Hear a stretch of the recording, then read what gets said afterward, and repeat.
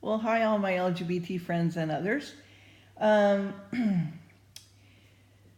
so, lots of things going on in the news, a lot of things happening with the political um, landscape, of course, but yet in the world, our news, which is just junk, um, you can't get anything on television, not even Fox. Is reporting on what's going on in the world. It's just so sad that our politicians are just uh, sending us right down the river. Um, in Russia, you've got people who are preparing to go into bunkers in Moscow. 40 million. I mean, first of all, kudos to Russia for preparing bunkers for their people. Hello, here in America, we've got FEMA. Do we have any underground bunkers for the people? No. For the government, yes, of course, and the military. But for the regular civilians, no. When we had the Cuban crisis, and you guys are probably too young to even remember, the military was, ordered to go underground or go into submarines or, whatever. And their families had to fend for themselves. Get together and just, kiss your butt goodbye, okay? Um, you know, uh, so you have to fend for yourself. You have to get yourself prepared. You have to get food. You have to get water, all the basic stuff. If we get nuked, you're going to heaven anyway, right? Because you're a believer. And but if you happen to survive and you don't die later, because you might get radiation poisoning and who knows what else, cancer, and you're not going to live that long. But if you do survive and you're not ill from the after effects, then you have your basic supplies to live. And if you have 6 months worth of food, or even a year, better, and ways to filter water, especially to get radiation out. There's actually water bottles that have the ability to get radiation out. I just saw something on the news network, the Next News Network. They had this guy on from Liberty Foods, that they sell these water bottles that can actually, filter out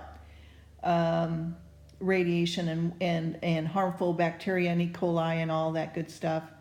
Hard water deposits, it get rid of all of the bad, harmful things to your body, and anything that might be airborne, it would get rid of.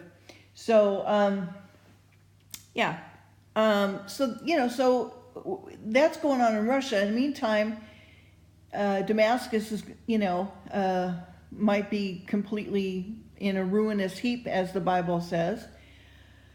Pretty soon, the way that John Kerry is, talking to Russia, and and Israel is having jets fly over its head daily, and even jets that some of the people down there have never heard these particular jets before. So something is brewing big, and just because you're not hearing it on the news or you're not being warned, you've got to find other ways to get yourself prepared, and to find other news, and talk to other people to find out what they know. And a lot of people are just asleep still.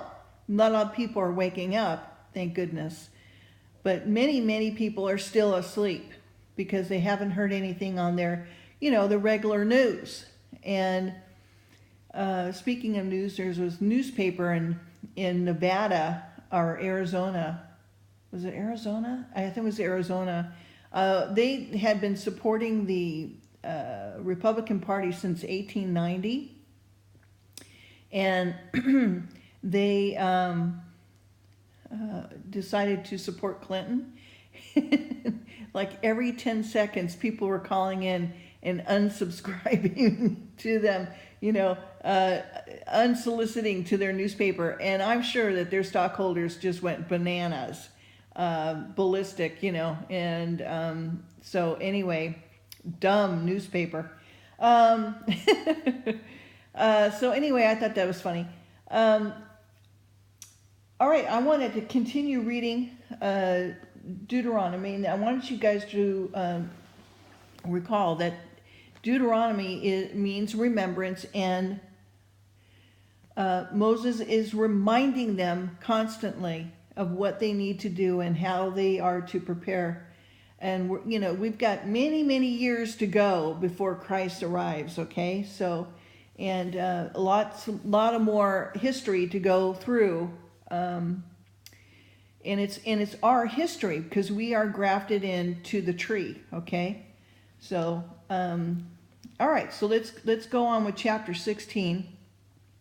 The feast of the Passover, of weeks, of tabernacles, of judges and justice, groves, images, forbidden. So observe the month of Abib, and keep the Passover unto the Lord thy God.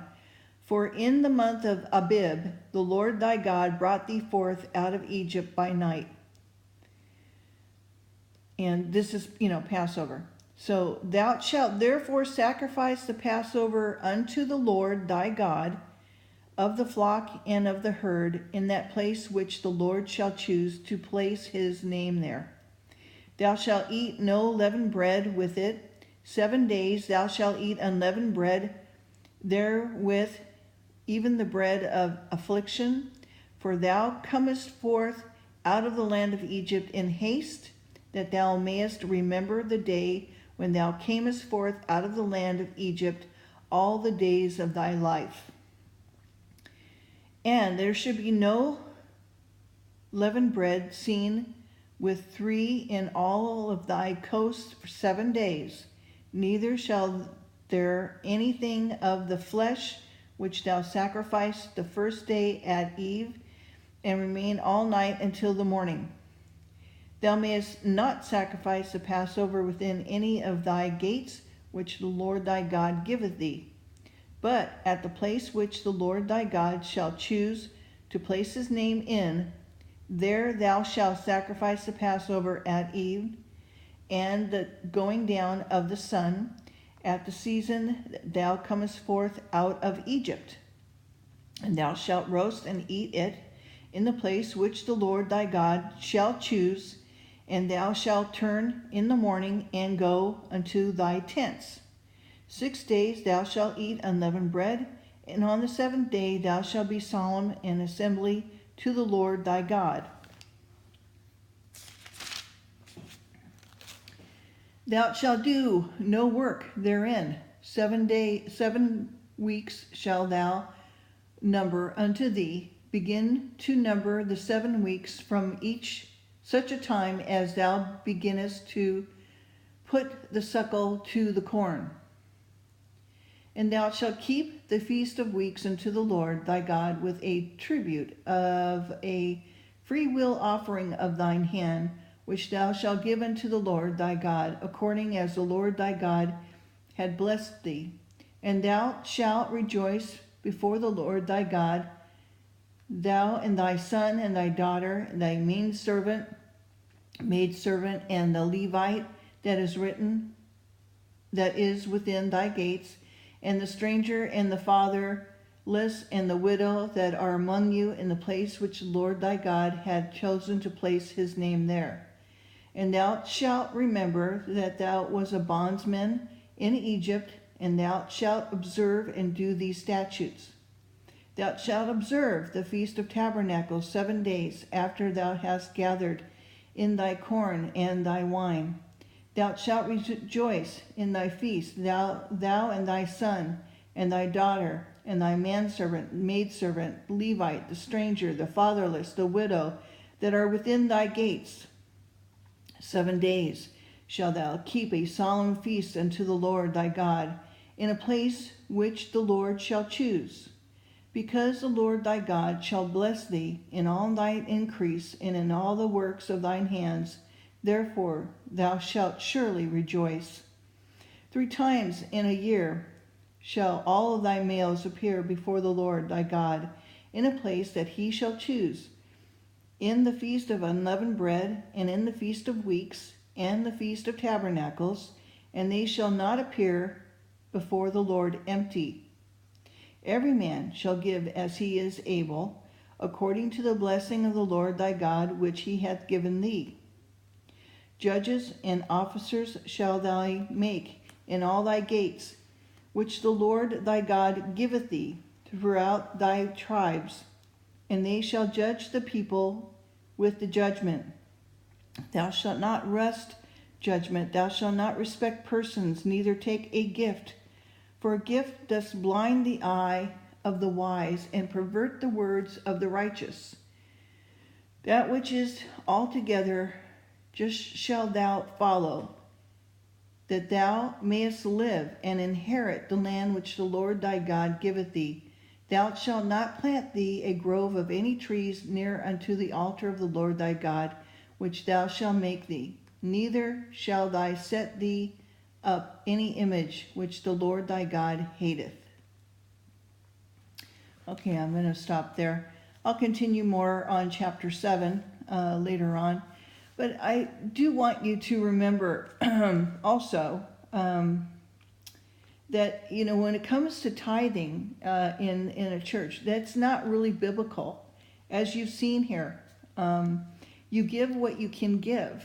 You help the poor. You give God the first of everything that you do. You dedicate your children to the Lord, the first, and you dedicate your work to the Lord. You give to the poor. You go and visit people in prison if you're able, if you go and visit people in hospitals. Be a light into the world when you are able to, and use your talents that the Lord gave you, and dedicate it to him, that this is your giving back. You're here for a purpose. You're not just here to have fun and enjoy the world that the Lord made for you for nothing. He wants you to enjoy and be happy, but you're here for a purpose. Okay, you're not here just to be frivolous. So take care of each other, and number one, always go to the Lord in prayer. Be a prayer warrior. That's the first thing of preparedness of your day, of your night. Go to the Lord in prayer. Be quiet. Give yourself some time to have quiet and listen to the Lord speaking to you. And he will draw near to you if you draw near to him. Okay. Have a great hump day. All right. Bye-bye.